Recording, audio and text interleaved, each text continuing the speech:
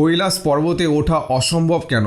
বিজ্ঞানের বাস্তবতা ও শাস্ত্রীয় রহস্য কেন এই কৈলাস পর্বতে উঠতে পারে না?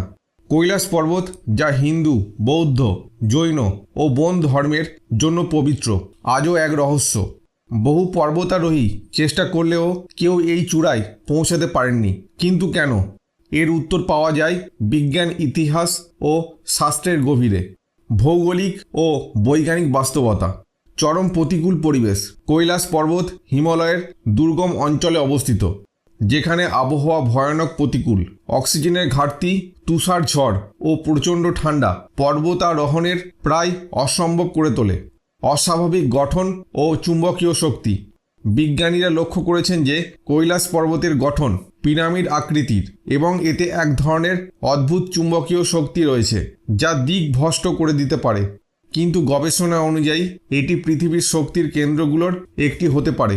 অজানা শক্তির পরিস্থিতি। অনেক অভিযাত্রী জানিয়েছেন পর্বতে ওঠার চেষ্টা করলেই অদ্ভুত শারীরিক ও মানসিক অবস্থা দেখা দেয়। অনেকেই বলেন যেন কোনো অদৃশ্য শক্তি তাদের থামিয়ে দিচ্ছে।